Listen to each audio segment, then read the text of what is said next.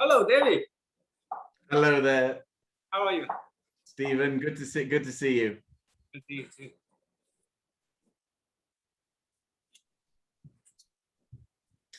Oh my God, I can't believe you put a jacket on. Just look, it's more formal. I look as though I've just walked off the beach. Oh, really? Hot? Today's hot. It's humid. Hot.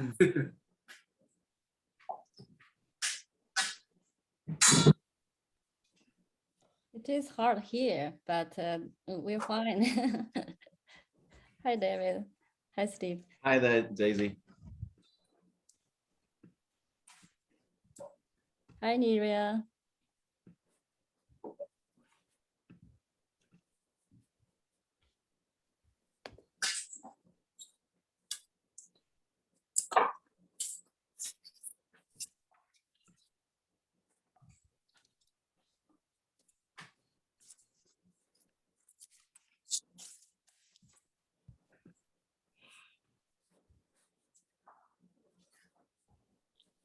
So David, this is a music festival there, or is it vacation? You there? No, it's a music festival. It's called the Phoenicia International Festival of the Voice. Oh, And yes. New York City Opera is here. The Phoenicia Opera is here. And it's an intense weekend of performances, 3 big operas being performed. Wow. And we've been up here for a week rehearsing and all that good stuff. So that's why I give you a phone call and you didn't answer. Probably you're Oh, the rehearsal. No problems. I just want to. When did you call me? No signal. I think. There was no signal, but I did get your text. Yeah, that's it. That's why I asked you to check my email. Okay. Yeah.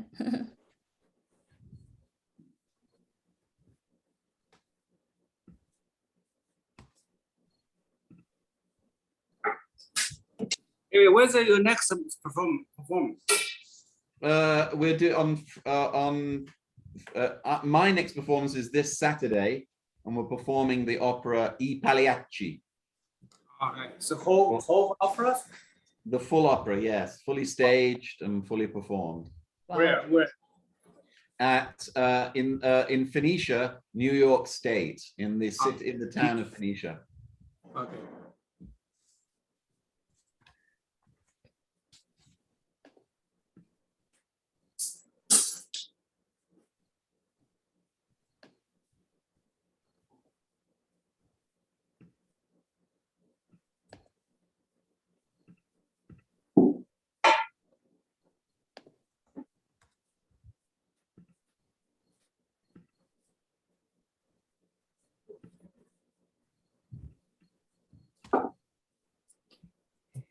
So the first week of school today. Yes. Our school start. So my son on Wednesday is going to Stevens Institute of Technology. He's a freshman there. So all the universities are starting. Yes. It must be busy for you, Daisy. Yes, a little bit. I have class tomorrow and on Thursday too. So, so a couple of our students will come tonight. So. Okay. Yeah, good. How many individual students do you have that you teach Chinese instruments to? I have 2 classes. One is a Guzheng level 1. I have 4 students, and another is a group of ensemble. We have 5. Is it like a guzheng orchestra? Ensemble. An ensemble. Yeah. All right. I think it's 8 o'clock. Let's start our program. Okay. All right. So, see a lot of friends. Hello, everyone. Welcome to our 7th East Meets West virtual concert and forum. I'm your host, Daisy Zhongbei. I am a faculty member of the Alfred University Division of Performing Arts, where I teach Chinese music and guzheng. I am also the director of the Confucius Institute at Alfred University. Our mission of Confucius Institute at Alfred University is to serve the growing demand for greater knowledge and understanding of Chinese language and culture. So we have been hosting this monthly cultural event, dialogue between the Chinese and the Western music since the beginning of this year. The program is a mixture of music performances, presentation, and the conversation. Every month, we invite internationally recognized Chinese and Western musicians to perform their music, exchange their artist views, and to discuss Eastern and Western music culture with the audience. So first, I would like to thank all of you to be joining with us tonight. And I also want to thank our partners, the Chinese International Education Foundation and the China University of Geosciences, also called CLG. We also would like to thank our co-sponsors of our this event. So the Performing Arts of Alfred University, the Music Department of CLG, and the 5 of our local libraries, public libraries in Almond, Cuba, Cornell, Wellsville, and Canisteo, New York for their great support. Thank you for all of you. So before the program starts, I have some reminders here. This program, as you see, will be recorded, and we will broadcast this online. Our audience will be muted during the program session. We encourage you to have your comments and questions in the chat box. So during the discussion and the Q&A session at the end of the program, my colleague Susan Steere, hi Susan, she's here. So you see Susan. Susan will address the question for you. If you would like to ask a question by yourself, you can raise your hand. We will unmute you and you can ask by yourself. So if you want to get the information about our next month's event, please type your email address to the chat box for Neria Leander, our graphic artist and technical assistant here. Hi, Neria. Thank you. Thank you for the help. Yeah, Neria will send you an invitation next month for the event. Thank you. And so now tonight's program will be a music dialogue between 2 conductors from the East and the West. So I'm now very honored to introduce our guests tonight. They are extraordinary musicians and celebrated conductors, Maestro David Wroe and Maestro Stephen Fang. So here we have bios of both of them. So Susan will later put their long bio to the chat. You can read it. So I just simply introduce them. Maestro David Wroe is originally from United Kingdom. He is a music director of the New Jersey Festival Orchestra and the principal conductor of the Phoenicia International Festival of the Voice in New York. He was Seiji Ozawa's assistant conductor at the Boston Symphony Orchestra. He is conducted numerous of orchestras as well as opera and dance companies around the world. So thank you, David, for being with us tonight. And it's a pleasure, Daisy. Yeah, thank you. And Maestro Fang was born in Shanghai, China, and he served as a cultural ambassador in 1970s, accompaniment in China's national performing arts group to a tour performance in European countries. In the later 1980s, he devoted himself to music education in the United States. He's now the artist, director, and conductor of Asian Cultural Symphony Orchestra and the founder of the New York Eastern Chamber Orchestra. His performances are always being reported by the New York Times. So Maestro Wroe and Maestro Fang, thank you so much, and welcome to join us tonight. Thank you. It's a great honor and pleasure. Thank you, thank you. So here we want to start our program with your music. So Maestro Yu, you're the artistic director and conductor of New Jersey Festival Orchestra. So could you share something that you and the orchestra played and help us to getting to know you better, please? Well, I would be delighted to do that, Daisy. You very eloquently pointed out that one of my principal positions is the music director of the New Jersey Festival Orchestra.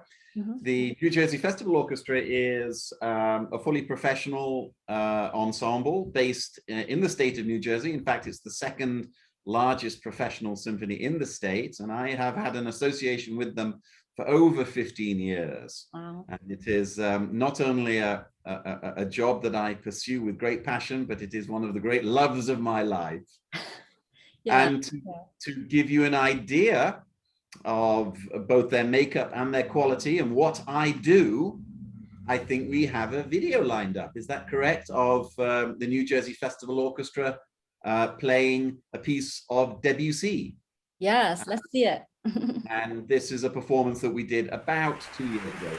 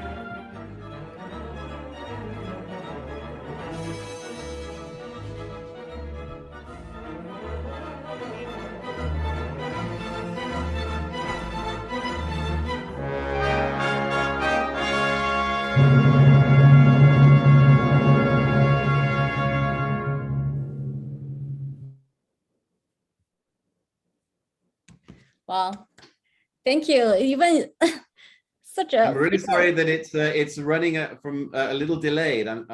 Is it also delayed with other people? From my end, I feels good.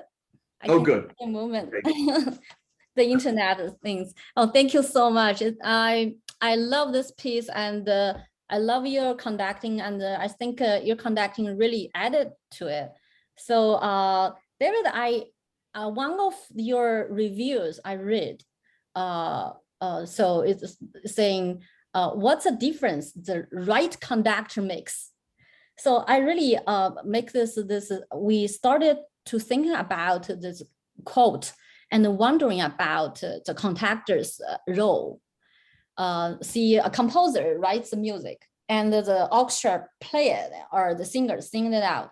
So how does the conductor influence the orchestra and the audience experience? What's Oh, that is a great question, and many people have written numerous books on exactly that subject, and the books are often about 3 inches thick. But I will try in a minute or two to précis the essence of a conductor. A conductor basically fulfills 2 primary roles. One is that he or she is like a traffic cop, in that the conductor coordinates the ensemble that are, in some cases, the orchestra is so big that the distance between the back of the violinist at the back of the violin section, and the bass player at the other end of the orchestra might be 30, 40 yards. And not only can they not necessarily see each other, they definitely can't hear each other.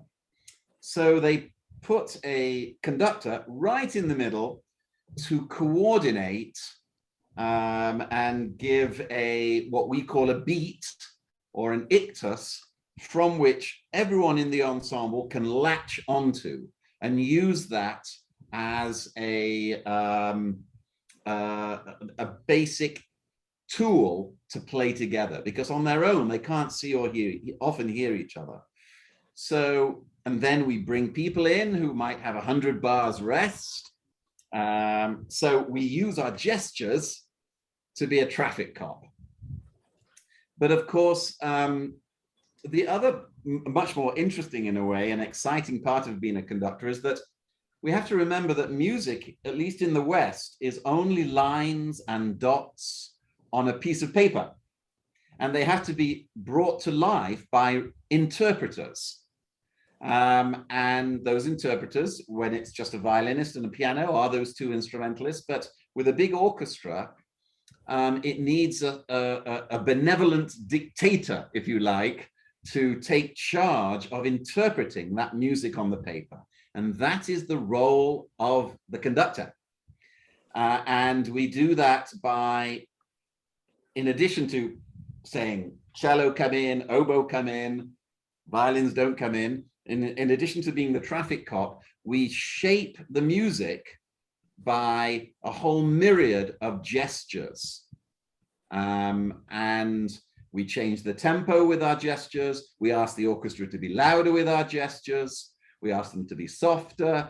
We manipulate this very sophisticated ensemble to interpret the music as the conductor wishes. So I am a vessel through which the orchestra can express the music to the audience.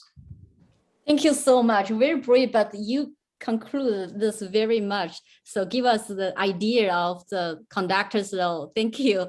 I would like to join your masterclass in the future. Thank you.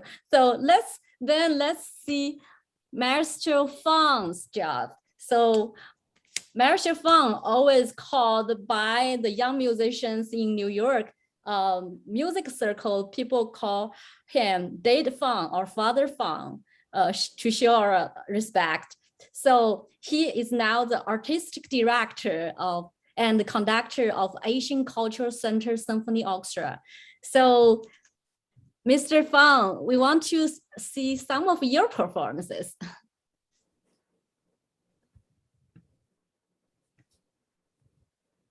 Okay, we have to see the video first. Yeah, so you prepared the video, right? It's yeah, it's in Bryant Park. Yeah, 2019. Bryant Park Summer Concert. Oh, it's a summer festival in Bryant Park, Manhattan, New York, right? Yes, a summer concert. We have the summer concert every year. Oh, let's see it. This performs before the pandemic. Oh, yeah, it's 2019. Thank you.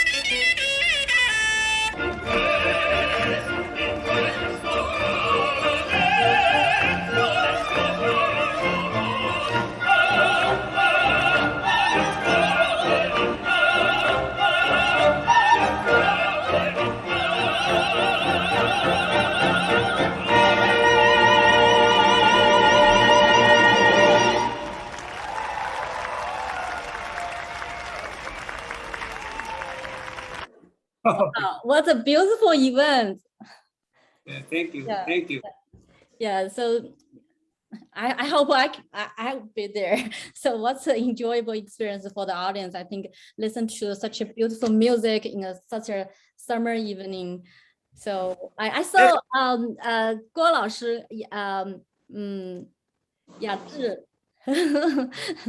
is here. Yeah, And, next time I invite you, Daisy. I invite I'm you. here. Hey, 你好。Yeah, 方老师好。Master 郭雅致 was the Sona player, so play the Sona with Maestro Fang, right? Yeah. 5 times. I'm very happy. I'm in this video. In the video, I saw people, audience very happy. Yeah, let's have I will introduce Master Guo Yazhi next month in September 16th. We will have Mr. Guo Yazhi and his friend Professor David Fuchenstry to be a guest of our next East Meets West program. Thank you. Thank you, Mr. Guo, for being with us. Thank you. And thank you, Wang Lao Shi, to show us such a beautiful music. So I know you conducted the Bryant Park summer concert every year, right? So and also you're the first Chinese conductor who conduct this to perform in Bryant Park, Manhattan. I guess so. Yeah, I think so. That's a wonderful job. So I am now wondering to share a little bit your early life experiences. Let's back to David. So we're wondering. So you're such a wonderful musician. So many great achievement, and we're wondering, how did you first start to learn music, David? Well, Daisy, my life started off at a very, very early age in a rather ordinary way, but it changed drastically at age 9 when my parents recognized what I guess was a natural talent that I had, the art of singing as a boy soprano. In English, we call it a treble. I seem to have this natural talent, and so I was sent away to boarding schools, a music boarding school at age 9. So this is a picture showing that we circle here. Yeah, that's right. That is the school was called Ripon Cathedral Choir School, and Ripon Cathedral is a 10th century Gothic cathedral in northern England. A massive structure, and it had a school associated with it. And by the way, when I say boarding, I don't mean dropped off Monday and picked up on Friday. I mean dropped off at school on September 3rd and picked up Christmas Day, and then dropped off 2 weeks later and then picked up in the summer. So essentially it was my home from age 9 on. But it was such an intense musical experience because every single night we sung choral evensong in the cathedral. So we would rehearse at 7 in the morning, we'd then rehearse again in the afternoon, and then we would sing for 1 hour in the cathedral, and then 4 times on Sunday. So it was an incredibly intense and enriching experience. And the music we would sing was the choral music of all the great Western composers, Bach, Mozart, Lassus, Palestrina. Some of you might be familiar with some of these names, but it was a magnificent exposure, intense exposure at a very early age. And this stood me in very good stead for my future career as a musician. Yeah, great. So you started your music to learn music. Even you started your music career like a professionalist, very early age.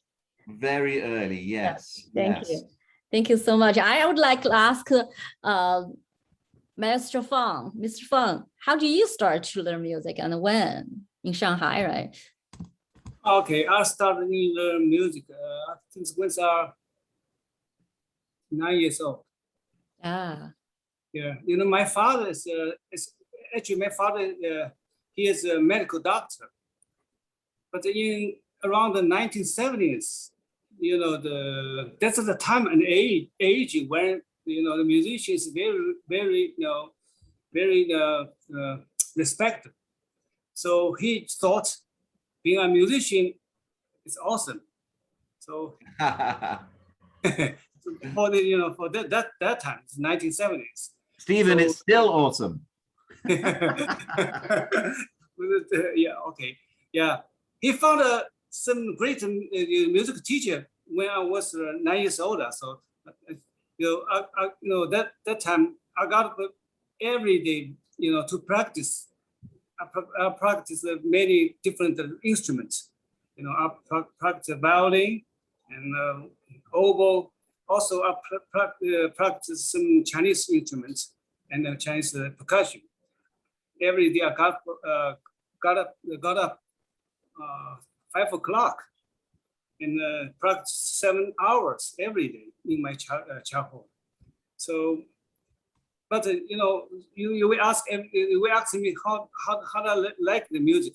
I would say no, because you know, I'm becoming a musician is my father's dream, not me. It's not my dream, you know. Once I learn, you know, practice everything is very tired. So sometimes I got lazy. I'm lazy. Always I try to play the poker in the chess with my friend, with my classmate. But before my dad come home from work, you know, sometimes he come home early, found I'm not home, he will look for me everywhere. Also, sometimes I will get punished. So it is my early life. Just my father like me become a musician. But yeah. That works for your great your musicianship then later. Thank you. And then we learned that you play in a Shanghai Beijing Opera Orchestra later on. Okay? Yes. That's in my 17 years old. When I was 17 years old, auditioned and accepted by Shanghai Beijing Opera Group among the thousands of the musicians. Was one of the youngest in our orchestra. All my colleagues were very famous musicians. Some name maybe you know, some like Yu Lina, Zheng Shisheng, Pang Ying, Zhang Libo. My colleagues, they all work in Shanghai Beijing Operas. So I learned a lot from playing with top musicians, professional musicians. So I learned a lot from them. So it's good to listen to your father's words and then practice. I practice a lot. Practice playback. Then you have I learned that you have an opportunity to have two performs in European country. Actually, at that time, back in China, 1970s, not many people got the opportunity to go to abroad, like a musician, to have a cultural exchange. I think that you got that opportunity is very lucky. So I would like to talk a little bit about your experience there when you're in the European countries. Yeah, see. David, you know this place, right? I do. That looks like London to me. Yeah, it's just a friend of Buckingham Palace. Buckingham Palace, yes. Yeah. What, Stephen? When you were there, was the Queen in Buckingham Palace? I don't know. Maybe. Not. Did you play for the Queen? Yeah, and then you visit other countries, right? Like well, we went to the Berlin. This is a picture. I'm in Berlin. You know, you can see the logo, the city logo is there, right? Means the flag. Yeah, black bill, and this is the logo for the West of Berlin. For that time, you know, West and East Berlin is still divided. They're not together yet. So yeah, also we see the Berlin Wall. Berlin So Wall.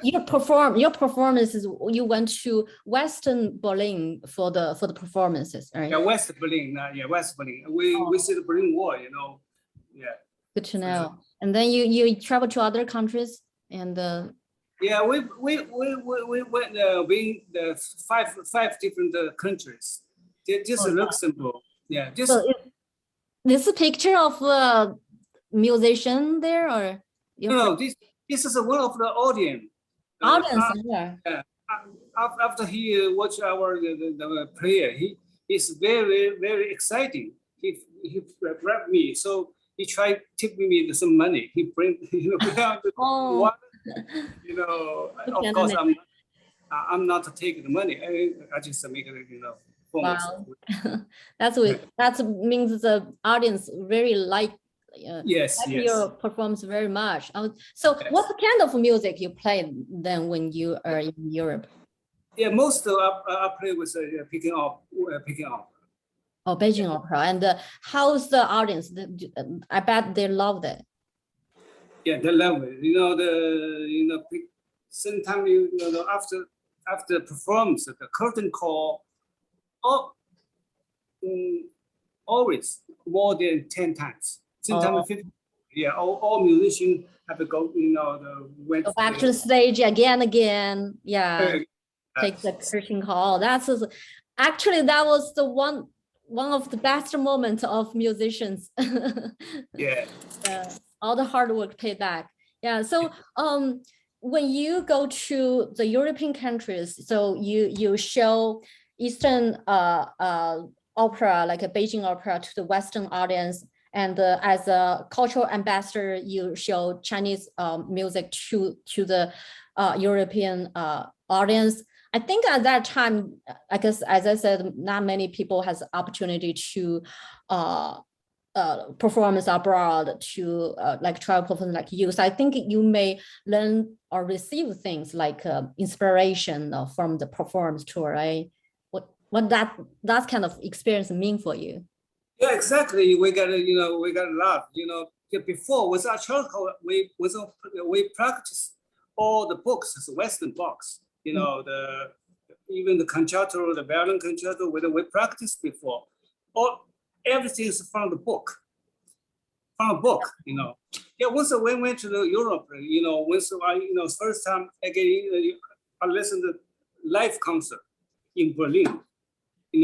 Once I see the Kalajang conduct, it's I'm so totally shocked. The sound made me shocked. Also, our first Western opera, live opera is in Munich. This is called, the name is Common. Yeah, Common. It's very impressed me. So I'm shocked. So amazing. This is our first time we watched the live concert and the live opera in that time. I think that kind of experience helped you a lot as your future career as a musician. Thank you so much. And then I think then you moved to the US, right, in the 1980, later of 1980s. Yeah. So you teach Chinese music here, or you teach? I teach it both. I teach. Yeah. See. Yeah. This is you're teaching violin in New York City. Yes. You look so young. You like a student. See the picture. The left side, you, right, and with some children. Yes, with all my children. I have many students. So you have performance together sometimes? Yes, sometimes we have a child orchestra. We play together. Oh yeah, so these girls are your students. You play, yes. You play the ensembles, right? Yes. Yeah. So nice. Music. Yes, we play chamber music. Mozart. So you work with the kids, not only in here, not Asian Americans. You work other kids. So that's also very wonderful teaching experience, I think. Yes. You know all of, you met people from around the world here in New York. Wonderful. And also I would like to ask David. So we know you're from United Kingdom, and then you had a degree here in the US. And do you have any Eastern influence in your personal life? Well, I do. And it is both personal and professional. Mm-hmm. And yes. The first, I will refer to my personal connection first. I am indeed married to a Chinese woman called Yue Yuan, and there she is, and that is me behind her. And Yue Yuan was born in Beijing and is also a professional musician, both a conductor and a pianist, trained at the Central Conservatory of Music in Beijing. And then she did piano studies and conducting studies in Berlin, and then moved to the United States and gained her doctorate in music from the University of Missouri in Kansas City. So the influence on a personal level is significant, and she has provided me a invaluable understanding of the temperament and the subtleties which differ very much, the subtleties and the temperament and subtleties of the Eastern personality, which differ significantly from us in the West.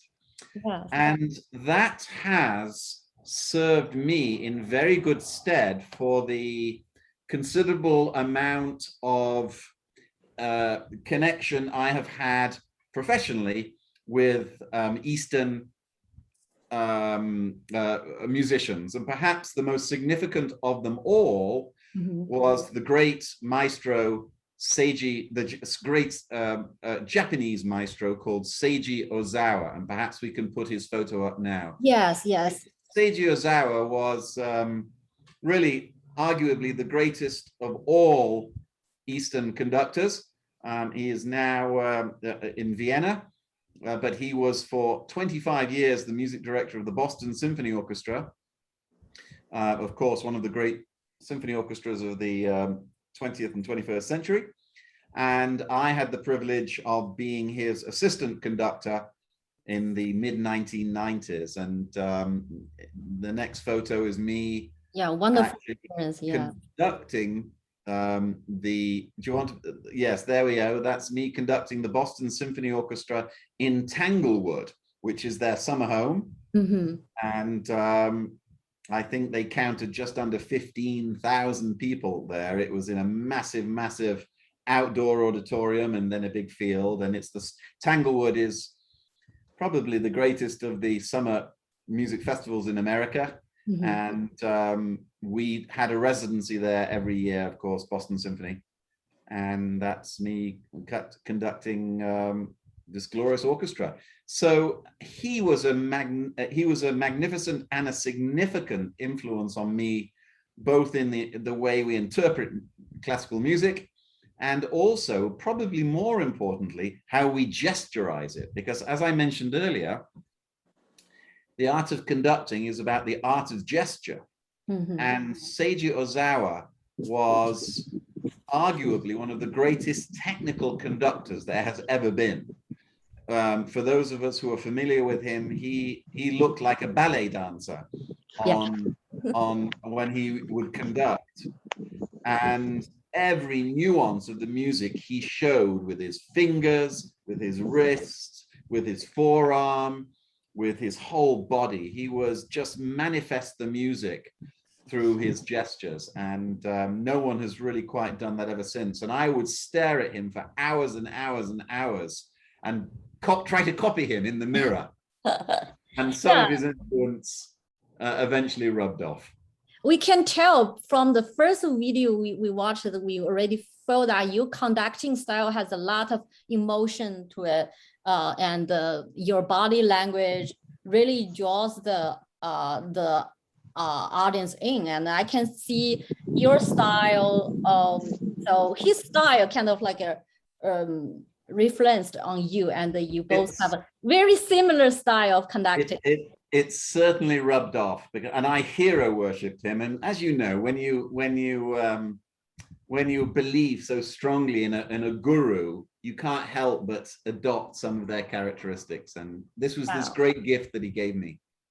Thank you for mentioning that. I learned your beautiful wife is a musician from Dr. Chen Yi. He told me that you have your wife is from the Chinese musician. And yes. And also we learned from you that you have opportunity to work with Seiji Ozawa. In Chinese, we call him Xiao Zhe Zheng Er, which is the greatest artist and conductor of the 20th centuries. We know him, and also we know him. He is born in China, Shenyang, and he spent his childhood in China, Beijing. Yes, indeed. Indeed. Yeah. So thank you for sharing that experience to us, and we very appreciate you being with us. And then now we have a kind of like asking you to, because you conduct many well-known like symphony orchestra in the United States and in Europe, but you also have a good reputation in China and in Asia. Could you talk about your experience in conducting Eastern orchestras? Yes, well, I'm happy to. You know, as a professional conductor, we share our time doing two things. One is being, you know, a resident conductor with a company, and I'm always there or on a regular basis. But another part of our responsibilities is to travel to other orchestras and visit them for a short period of time. And that is called guest conducting. It's a bit like it's a bit like a consultant or a guest professor who comes for a week and visits another university, but for a short period of time. So I do quite a lot of that, both in Europe and, as you mentioned, I do it quite a lot in China. And I've worked with many regional symphony orchestras in China, including the Wuhan Symphony, the Nanjing Symphony, the Macau Symphony. You will see, I think the what you're looking at now, Shenzhen Symphony, right? Guiyang or Guijing, yes. And then is it the Shenzhen Orchestra? Yeah, this is Shenzhen. Yes, I was there a couple of years ago. Actually, very interesting experience about that. I've conducted them a number of times, but the first time was about 12, 13 years ago. And when I went to Shenzhen 13, maybe 14 years ago, it really was a little dusty, not very pretty town at all. But buildings were shooting up left, right, and center. But it really was a bit of a cowboy town. But I went back 2 years ago. And as you all know, Shenzhen now is the shining jewel in southern China, with massive skyscrapers, modern roads, massive airports, and one of the most glorious cities that exist on Earth. And how was the concert hall? Oh, the concert hall was spectacular. Yeah. Also, when I performed 2 years ago, but when I went my first time 13, 14 years ago, it was a very smoky, rather dusty, tired place, even the concert hall. So the change, it has been absolutely extraordinary. Of course, we and you have experienced this in China over the last 20 years, a complete transformation of ancient to modern. And that was represented in my various visits to Shenzhen. Sorry, go ahead. You will also see in the next photo. Why don't you put up the next photo, Neria? Yes, that is in Guiyang, and that was a very, very big concert hall that they had. But that was an interesting orchestra, and it was one of the few private professional orchestras in China. The vast majority of orchestras, of course, in China are government-owned or government-supported. But this Guiyang Symphony was a private institution, and therefore it had more choice in the musicians that it could pick, and it had a lot of European players as well as Chinese players, and it was a particularly good orchestra. Wow. And then you see the next photo. Neria, why don't you put up the next photo? There we go. Yeah.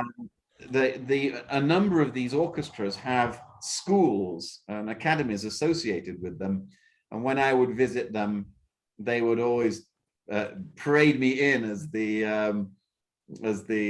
odd-looking visitor from afar, and Yes. here I am working with some cute little children, learning the basics of music. Well, so you show some music to them, and the kids are learning music. So I'm wondering, what's the little girl? Did she ask some question to you? She did, and her teacher translated it, and there are a number of questions, both musical and non-musical. I think one was, "Wow, Maestro, you're so tall." Oh. And I like your strange-looking jacket. And then we also did some conducting and clapping and some basic music education, which was a lot of fun. Wow, that was nice. Good to know. So thank you for sharing this experience. It's all like education. It's not only performance, it's also you spend your time to exploring other young musicians and give like influence to the young children. Great. Well, it's I feel, and I'm sure Maestro Fang feels the same way. We when we visit our orchestras, education and being a champion of the fine arts is a very important part of our job. And as you see in the next photo, this is me working with Neria. Why don't you put up the next photo? There we go. Yeah. You see me working with a very special summer youth program in Korea. This is the Southern Korea Solation Summer Festival Orchestra, where over 120 high school and university level musicians got together for a intense two-week period and worked on a big concert in Seoul and also in Daegu. Wow. And it's equally pleasurable to work with young people as it is professionals. The experience is different, of course, but it's equally pleasurable and equally important part of our mission and our job description. Thank you so much for sharing this. I learned that you and Maestro Fang both are the judge of the youth competitions, music festivals, judging many cultural competitions, events, artistic directors of many music festivals. And also you did a lot of this, both you and Maestro Fang did a lot of work for music education. And I was wondering, so you work with the Western and East orchestra, right? So you conduct European country in the US, the orchestras, and also you work with the conducting and the guest conductor with the Asia country. Do you have a sense of the difference between the Eastern and Western orchestras? That is a really good question. And I have to be kind of politically correct in a way in answering that delicate question. But there are. And some of the differences are due to the structure of music making in the different places. And I'll just take a little time to talk about how it happens in Asia. And in particular, China. As I mentioned, most of the symphony orchestras in China are state institutions, or they are heavily supported by the state, or indeed belong to the state. And therefore, the workers or the musicians are controlled quite rigorously. And they have to put in a certain amount of hours every week. So on the one hand, it's a great blessing. When I go to conduct Chinese orchestras, they give me dozens and dozens of rehearsals.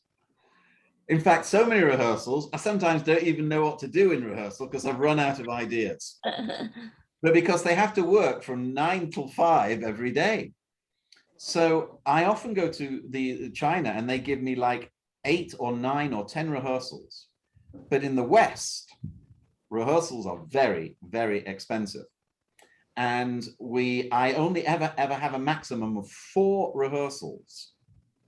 So the work with Western orchestras is a little stressful, very intense, and the musicians are expected to come to the rehearsals fully prepared. And so the rehearsals are a final polishing process, not a learning process for the music. Whereas in China, often musicians are struggling to play the music in the first rehearsals. And so we use all these extra rehearsals for them to get to know the music. So they do their practice on the job because we've got so much practice. And whereas it's a blessing to have rehearsals because we can polish it, in a way it's a curse as well, because if the process is less intense, it becomes a bit like an office job. Mm-hmm. And so the performances sometimes lack inspiration and drama, because it's a bit like an engine that has run out of gasoline. Whereas in the West, we can be much more intense and have an organic, increasing climax to the concert because the process is so short. So in an ideal world, I'd like a few more rehearsals than I get in the West, but I like a few less rehearsals than I get in the East. And the other thing I would say, I know we're running out of time, but the other thing I would say is, and this is a really interesting cultural concept. In the East, they are very much looking to the conductor as being the authoritative leader. And they want the conductor to tell them exactly how fast the music should be, how loud they should be, and control and instruct them in much of the music making process. Whereas in the West, the Western classical music players like much more their own individuality and control. And so that in the West, being a conductor, you can release the ensemble a little. It's a little like having a dog on a much longer lead, and you can let the dog pull you in the direction it wants, as opposed to having the animal on a very short lead and you controlling exactly what it does. So I make this difference between Western classical orchestras and Eastern orchestras that play classical music. And I qualify that because I'm sure Stephen is going to talk very soon about a very different way Chinese folk instruments musicians play. And I know that's very, very different. So this is only the case when in the world of Western classical music. Yeah. Mr. Fang, do you agree with him? Yeah, so for the Western orchestra, first of all, I agree with David. So with especially in New York, right? Every concert, even we have 2-hour concert, we only have 2 rehearsals. Only have 2. The musician is very experienced. They know. I think just let me talk a little bit of our orchestra, Age Coach Symphony. Yeah, our orchestra made up of nearly 100 members, both American and other races. All musicians, professional musicians in Greater New York. So most members of the orchestra were previously training higher education institutions of music. Of which more than half of members they graduated from Juilliard School, Manhattan School, Manhattan School of Music, and New England Conservatory. So they are very talented musicians, right? So far, our orchestra have participated hundreds of performances across the United States. We performed a lot, such like we performed in Lincoln Center 3 times, Carnegie Hall. So why we only need 2, maximum 3 times rehearsal for this whole concert? I think the musician is good. Yeah. Yeah. The musician is very experienced. That's why we don't need a teacher them how to play. Technical, we have no problem. So as my role as a conductor, I think I'm not a leader. I just like I'm a conductor, but I'm a connector. I'm gonna connect. I'll connect with the musician, with the composer, all the parts connect.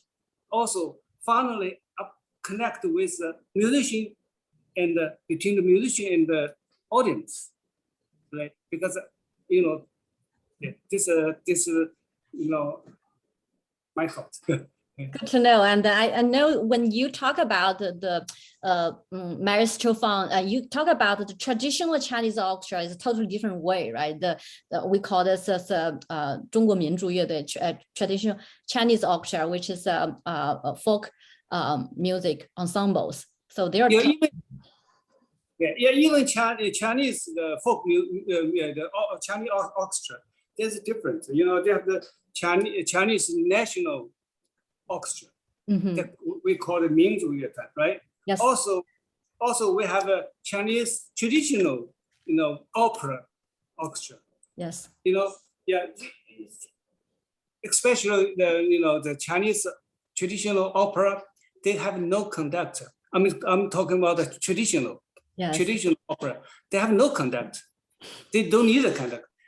Most things they memorize. Yeah. Right. So don't need a conductor. Sometimes freestyle, sometimes very free. Yeah. Yes. Good to know. Thank you for this. We would like to listen to more your music. I know Maestro Fang have led your orchestra to perform in the U.S. Capitol Hill in Washington D.C. Right. So I think I have the picture of you're playing there, which is this is the 2016 Lunar New Year. Yeah, we invited by the Congress, so we celebrate New Year. The Lunar New Year celebration. Oh, I know that you're the first Chinese conductor who lead your orchestra play in the Capitol Hill there. That's just a very we feel very important performances. And also you work with many internationally renowned musicians, like both the Chinese musicians, the Asian musicians, also the musicians from around the world, right? Like I'm very honored. We have the opportunity to play with very well-known musicians such like Ying Chenzhong, Lin Zhaoliang, any folk musicians like Chen Ling and Zheng Xulan. Many. Zhi, Guo Laoshi. See, here we would like to listen to a piece of the music you conducted. I think when I ask you, when we prepare this music virtual concert, Master Fang, I asked him, since he worked with so many musicians, and I asked which one is a kind of like a significant one for you, and he found many. One of the many of the significant of his work is with Master In Chengzhong, the piano concerto of the Yellow River, right? Yes, that's true. Yeah. What year was that? Now? What year was that? This is this year was 2017. 2017. Okay, let's. Sorry, 2018. 2018. In Lincoln Center. Lincoln Center in New York. Thank you. Let's see it.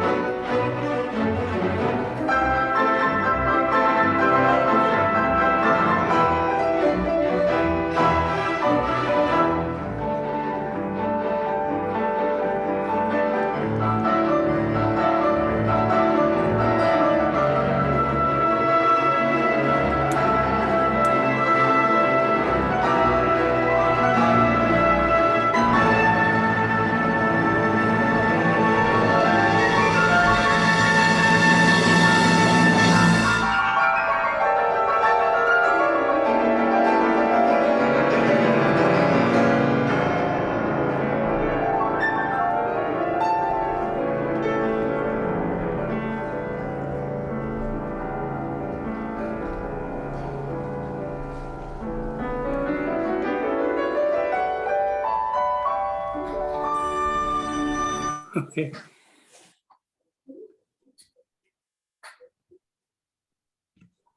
Thank you so much for sharing this. I saw your poster, Master Fang. You sent the poster in your WeChat that you said the Master in Zhong said that this is one of his most successful performance during his 50 years career. Yeah, he posted on the WeChat. Yes, yes, see that. That's wonderful. So since time runs fast, so we have a lot of videos and pictures want to show. So then I would like to ask David, so show us some the music as your perspective of Western music being influenced by the East. So you give us the example like the Puccini's opera, right? Yes, I will give you a potted history in a few seconds of Western music being influenced by the East. This was a relatively recent thing. Really, in the peak of Western classical music was in the late 1700s and early 1800s. It was dominated by the Austro-Hungarian and then later on the German musical tradition, which was such a strong influence that everyone wanted to create classical music in this image. And that was really the Western classical music that we hear of Beethoven and Mozart and the like. This is quintessential German Austro-Hungarian classical music. But at the turn of the 1900s, there were a number of musical movements which wanted to compete against this dominating tradition. And there were a number of composers that created different music by showing that they're influenced by different cultures, not necessarily by the dominant Austro-Hungarian German tradition. And a number of composers looked to the East, and they picked Eastern themes, and they even integrated certain types of Eastern sounds, characteristics into their music making. And as you see, one of the most famous examples in the opera world is Puccini's final opera called Turandot, which is of course about the Chinese princess Turandot. I don't know how you pronounce that in Chinese. Yeah, in Chinese it's called Tulanduo. Yeah. Turanduo. So this is his final opera, and this particular photo you see is a performance that I gave, and I commissioned a Chinese dance company called the Naini Chen Dance Company to do a Chinese choreography to the music. And you see right in the center of the stage, the soprano singing the role of Turandot, but then these wonderful dancers with these Chinese dancers with beautiful white cloth describing the music through dance. And that is one of the most famous examples in opera, but there are other wonderful examples. And what I'm going to do now is ask that we play the next video when I give you the cue, Neria. But let me tell you just a little about this music. The music you're about to hear is a piece of music by Maurice Ravel, who was one of the great French composers. He was one of the classic examples of wanting to push away the German tradition and do something more, more characteristic of a new form of expression. And one of the pieces he wrote was called the Mother Goose Suite, and it's a collection of children's stories. And one of the stories in the collection of stories is about a little Chinese princess that is about 3 inches high. And it's about her taking a bubble bath, and then all her servants rushing to give her tea and dress her hair, and all sorts of cute little things.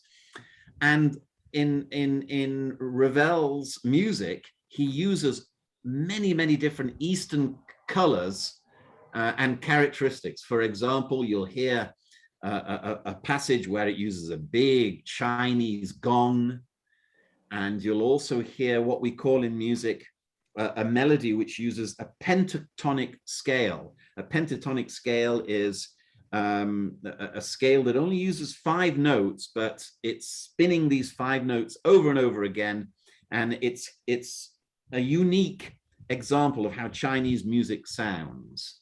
And then you'll also see the composer using silvery, bright percussion instruments like, in addition to gongs, to cymbals and wooden blocks and the xylophone. And these are just a few of a number of examples of a Western French composer taking ideas from the Chinese or Asian musical tradition and integrating it into a Western classical piece of music. So here is Ravel's Empress of the Pagodas from his Mother Goose Suite. Thank you. Let's see it.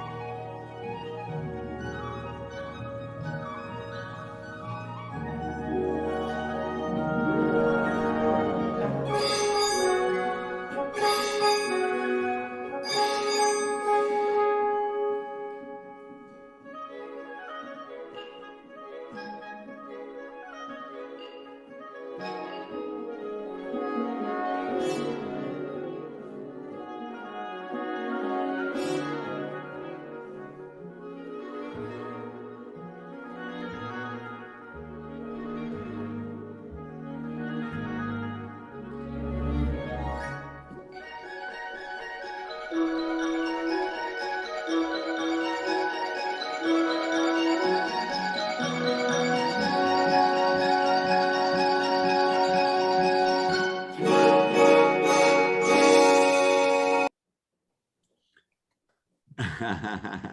bravo. So there you hear, Daisy, all these wonderful different, I think your audience will agree, different Asian colors in really a Western classical piece of music. And by the way, that of course was my orchestra, the New Jersey Festival Orchestra, and me conducting. And that film was made during COVID. We desperately wanted to give a performance and be relevant in the community. So we created this wonderful film with multi-cameras, high definition cameras, to show a visual connection between what you hear and connect it to something that you can see as well.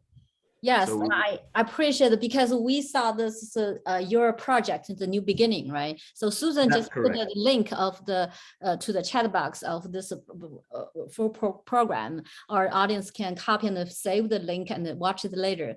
That's a wonderful program. Thank you so much. That's just why we do the East Meets West virtual concert and forum here because of pandemic. We hope using online technique like a virtual concert and to show our connections with music and life and to have the better hope. So then we have a lot of music want to share. So we know Maestro Fang also have a very wonderful performance in the new World Trade Center in New York City, right? Yes, sir. Let's see our next video. Thank you.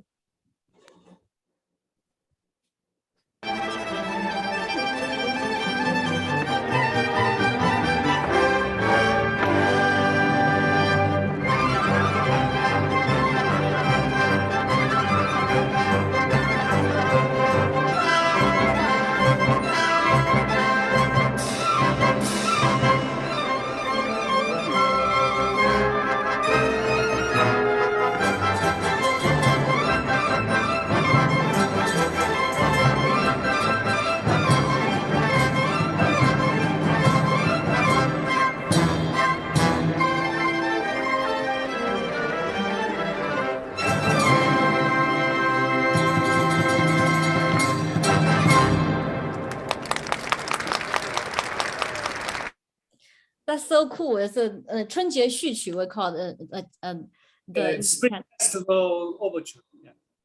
Thank you so much. It's wonderful. And we know also you're the first orchestra to play there in the new building, right? So Yes, the building called Oculus.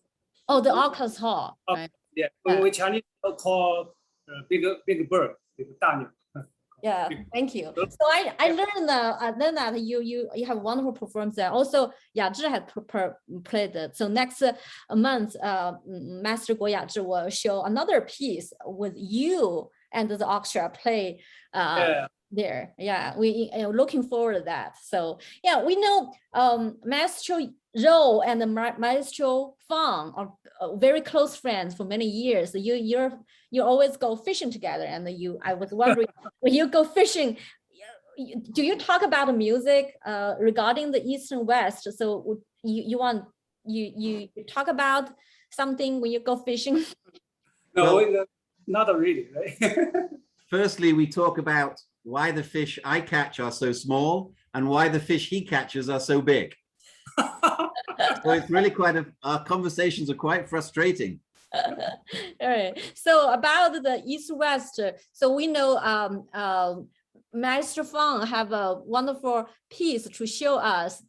He told me, and we have a conversation about it. He said some of the difference, I mean, the Eastern opera and especially the Beijing opera, the percussion has a very important role. So Master Fang, you have the percussion instrument behind you, right? Yes. Would you like to show us some of your instruments? Do some, live demonstration. Yeah, I just why I have talk about the percussion in Peking opera. actually, picking opera, they have a difference. They have a traditional picking opera and modern picking opera. The traditional picking opera, everything, they have some pattern. The percussion have some pattern. The instrument have some pattern. We call it 曲牌. The percussion have the logo. The pattern, they have no score. They have no score. That's why everything have to be memorized. Yeah. So this why the traditional picking opera, they if you don't know how, you never learn about percussion for picking opera. You don't know how to play it. Even if you graduate from the conservatory, you learn the Chinese percussion, right? They can play the picking opera because they don't know how to memorize, how to sing the logo jing, right? So I shall show you some percussion before you see the spring festival overture, right? You see, still you heard some percussion. This is called Chinese National Orchestra percussion. Okay?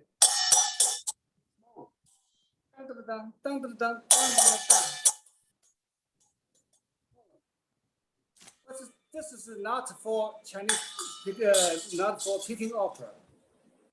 Picking opera percussion mode, they including the 4 different pieces.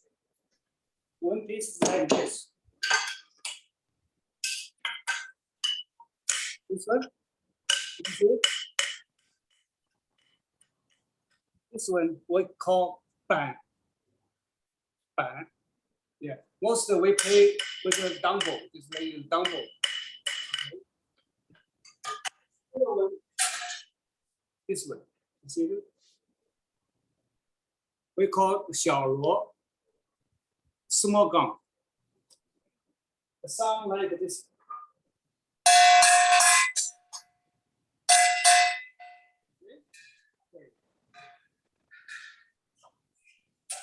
Another one is like a Western symbol. Like this. The Chinese call 挠脖.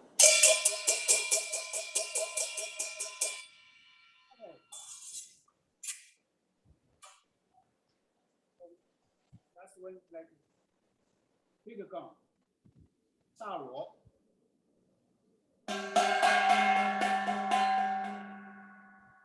Okay, so all different pieces they play with the logo jing, they memorize. The drummer play it's see this one. Okay, just instead of the 板鼓, I have no 板鼓, just like make sound as a.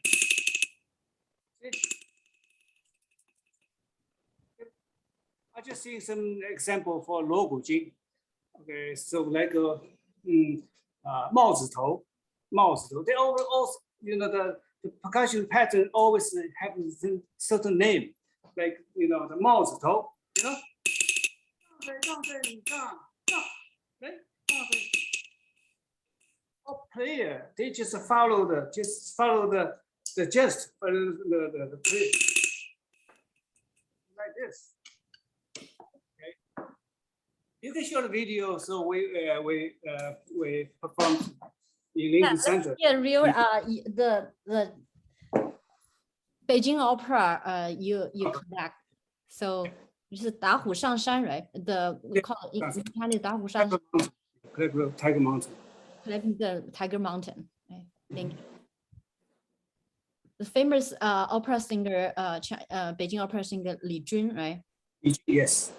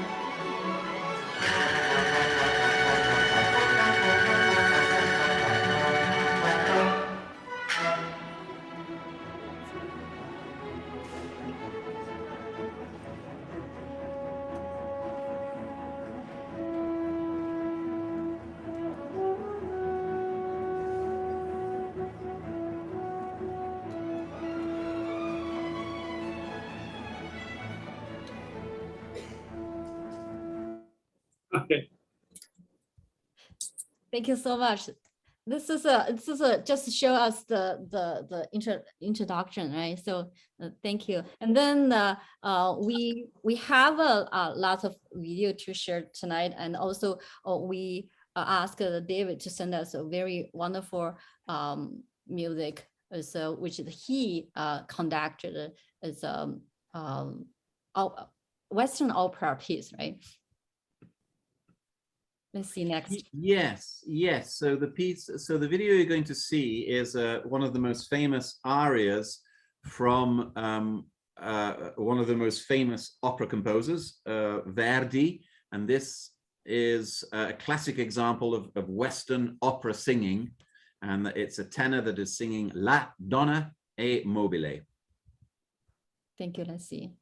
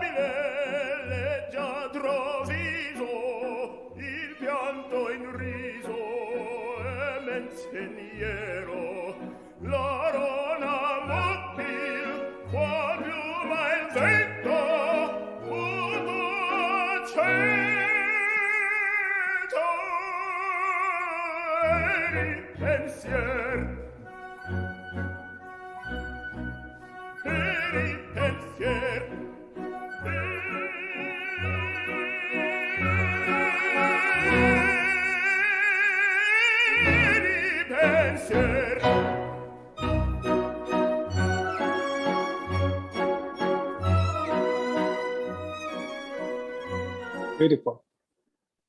Very beautiful.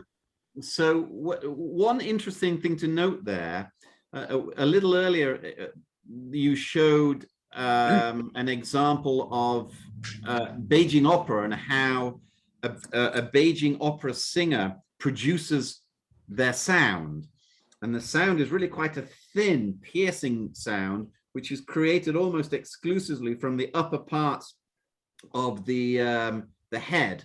So it resonates from the nose at the front here and at the upper part of the head. But a Western opera singer, as you just saw there, generates the sound much more from the stomach and the chest, and then resonates through the head. And so the distance between the notes that they sing are much, much wider, and it is much more of a physical experience to be able to sing Western classical opera. The sounds are very, very different, and the style, of course, is very different as well. Yes, thank you for mentioning that. And because the next piece we're gonna show a short piece that Maestro David Wroe conducting a Chinese opera, the Beijing opera, which is Master Fang's concert, right? And so yeah, indeed it was. He invited you to be a guest conductor. We love the piece, and I saw this live performance online, and I really enjoy one of the piece. So you played. So can I show that? Neria, could you please play the? But I do want you to take very special note as the video is being played in the difference in color from what you just heard from Verdi's La Donna è Nobile, and then listen to how the Chinese gentlemen and ladies sing, and how they listen to the difference in the sound they create and how they produce it. Thank you for pointing it out. That's just very important. Yeah, let's sing. Listen to the sing.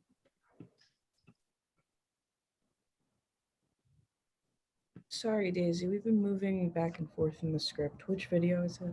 So the last Tang concubine, Okay. a little further down, the Tang concubine. The Tang concubine, which is in Chinese 大唐贵妃蝶恋 Tang concubine.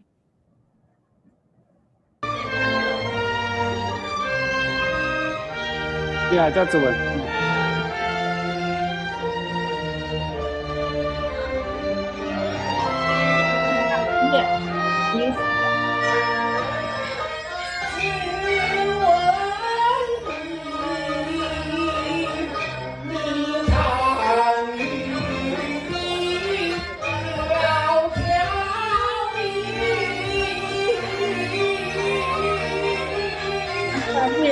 Please say again. No image.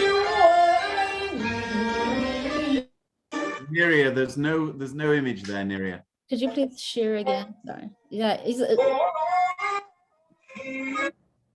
this is the right piece, right? Yeah, yes, this is the right. Yeah, piece. this piece, right, that piece. If you could play it again. Play it again. Yes, thank you. So I think at first you share it and then you play it. I think after you play it, then you share it. It's kind of like.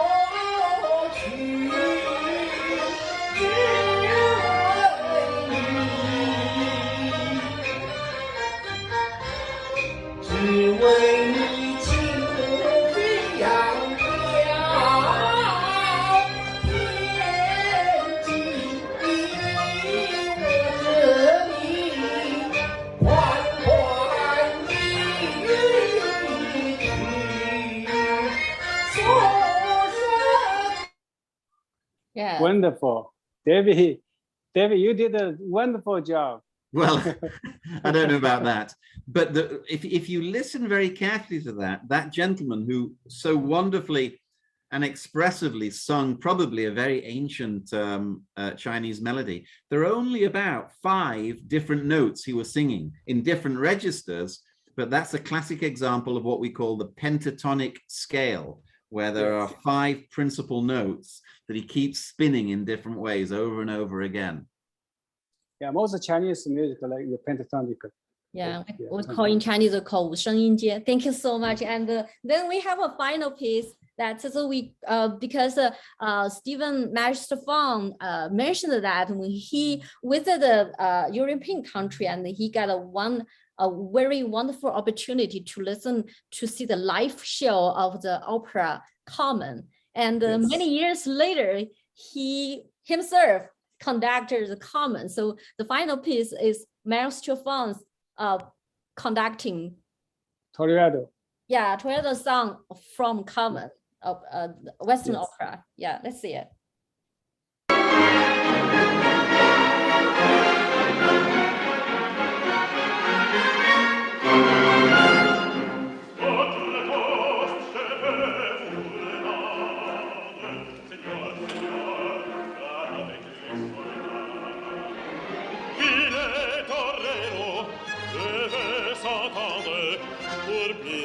Pour plaisir, ils ont les combats. Le cirque est plein ces jours de fête. Le cirque est plein du haut en bas. Les spectateurs perdent la tête. Les spectateurs s'interpellent à grand fracas. Apostrophe brisée tapage, poussée jusque à la prière, car c'est la fête du courage, c'est la fête des gens de cœur. Allons, en carte, allons, allons. Thank you. Bravo, Stephen. Bravo. Thank you. So this is a wonderful song, and we actually, for many of our Chinese music students learning music, the first opera we heard from our childhood is Carmen. And many, okay. Yes, thank you. So So thank you so much for being with us tonight. I think we run the out of time now, but we would like to ask Susan, do you have some questions from chat box or something before we end this tonight's show for the program? Thank you, both of you, all three of you. Great program. We didn't have any questions. We had some comments. Thank you so much for a wonderful evening, for a phenomenal performance. There was one question about what does David think of Chinese orchestra? The asker had to leave, but I think he'd like to hear it in the recording, perhaps. Well, my short and precise answer to that is I think an awful lot of positive thoughts about Chinese orchestras. I think it's an amazing tribute to China's openness to engage with different cultures, that they encourage so many Western orchestras to exist in China. That is a magnificent statement of international collaboration between the nation of China and a gesture of friendship to Western society generally. There are dozens and dozens and dozens of Western classical orchestras in China, fielded almost 100% by Chinese instrumentalists. And we're blessed in a way that we Westerners are blessed that classical music is cherished so much in the West, in China. And that is reciprocated by them sending us some extraordinary musicians, whether it be the cellist Yo-Yo Ma, or whether it be the pianist Lang Lang, or Yujia Wang, or many, many other wonderful Chinese and Asian instrumentalists who have come to the West to make big, big careers here. They contribute greatly to the thriving worldwide musical community of classical music. So I think an awful lot of Chinese symphony orchestras and the commitment that the Chinese make to Western music.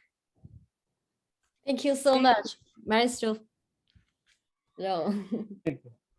Thank you, Susan, and thank you, David. I appreciate your time and great contribution to the show tonight. As Alfred University started the new semester, I saw some of our students, some of friends from the community, and also some friends from our previous musicians. So we had a wonderful, very enjoyable night tonight with your music. We appreciate you share your life experience, and we appreciate your contributions through the music to the society. Thank you so much again. Thank you. Thank you, and good night to everybody. Good night. Yeah, good night, everybody. Thank you so much. Thank you. Bye-bye. Bye. Bye-bye. Good night. Thank you.